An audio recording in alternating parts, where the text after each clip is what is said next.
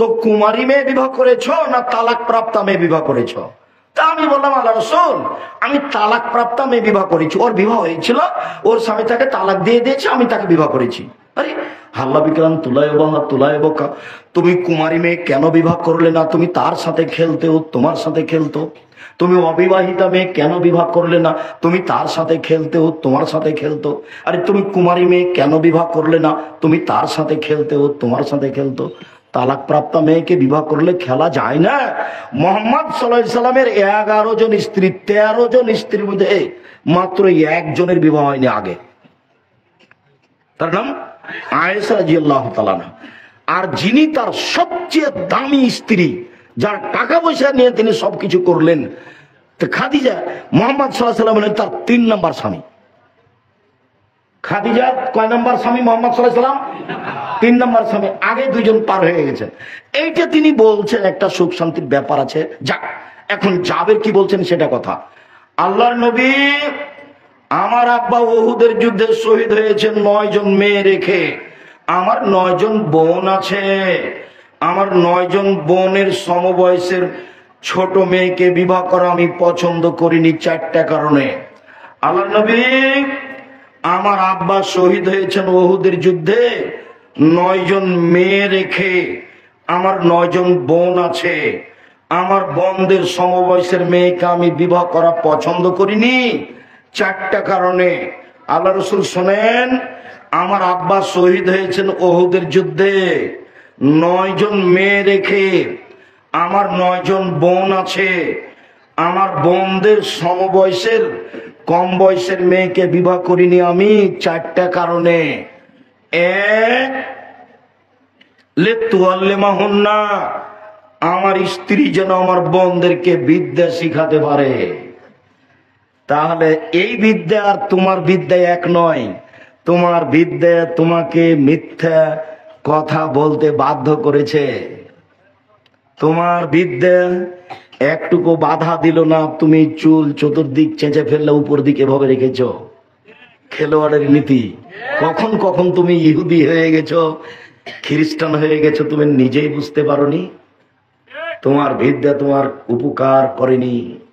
শোনো, কথা স্পষ্ট করতে না করতে আর একটা কথা এসে বারবার আঘাত করছে ব্রেনে।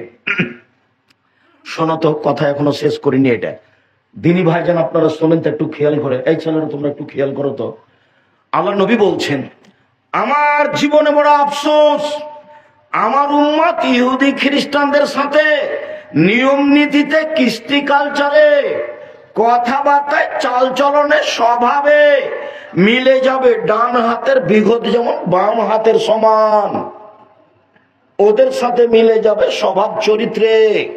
আবার বলছেন, শোনো, ডান পায়ের জুতা যেমন বাম পায়ের সমান, বাম পায়ের জুতা যেমন ডান পায়ের সমান, আমার উম্মত মিশে যাবে চালচলনে, স্বভাব চরিত্রে তাদের সাথে সমান সমান। আবার এবার ভাষাগত নিচে নামতে লাগলেন। নামতে নামতে বলছেন, পৃথিবীর মানুষ শুনে রেখো, ইহুদি খ্রিস্টান যদি মায়ের সাথে জেনা করে, তো তাদের সাথে মিল দিতে গিয়ে আমার উম্মত মায়ের সাথে জেনা করবে। স্বভাবে চালচলনে কত দুঃখ করে কথাটা বললেন, তুমি অবাক হবা।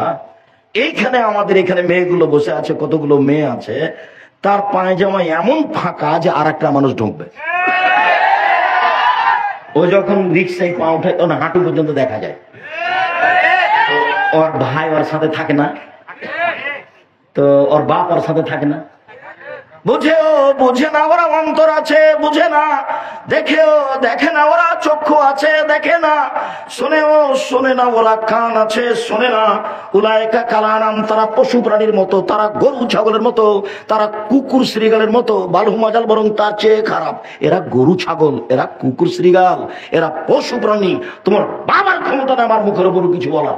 তোমার বাবার ঘুঘুরা তুলে দেবো। মনে করো তুমি সাহস রাখে না, এরকম দুঃসাহস রাখে না তোমার বংশ, তোমার 14 গোষ্ঠী। এইসব করে কথা বলিও। আমি ব্যক্তিগত কথা বলিনি। তোমার বাপের সামনে তোমার বোন এই সালোয়ার পরে কি করে? ছেলে, তোমার বোন এখন বসে আছে স্কিন পায়জামা পরে আছে। যেটাতে শরীরের উঁচু নিচু তো দেখা যায়, লজ্জায় স্থানও বোঝা যায়। তোমার বাপের উচিত, এটা তোমার মা নয় ছেলে, এটা তোমার মা নয়, এটা তোমার খালা, তুমি বলবা আব্দুর রহিম সাহেব আপনাকে খালা বলে ডাকতে বলেছে, খালা কেমন আছেন? তোমার মা যদি মা হয় তাহলে ওই স্কিন পায়জামা পরে আছে কেন? তোমার বাপ যদি বাপ হয় তাহলে তোমার বোন স্কিন পায়জামা পরে আছে কেন? তোমার বাপ এটা নয়, এটা তোমার চাচা, এটা তোমার সৎ বাপ, এটা তোমার সৎ বাপ। তুমি বলে দেখো না কি বলছে। না, ভুল বলছো, আমি সৎ বাপ নয়, আমি নিজ বাপ। আপনি নিজ বাপ প্রমাণ করতে পারবেন না। এই ছেলে, এটা তোমার নিজ মা, এ কথাই সত্য, এটা তোমার নিজ মা, এ কথাই সত্য। এটা হলো তোমার হস্তিনী মা, এটা হলো তোমার হস্তিনী মা। এ দিয়ে সংসার ধ্বংস হবে।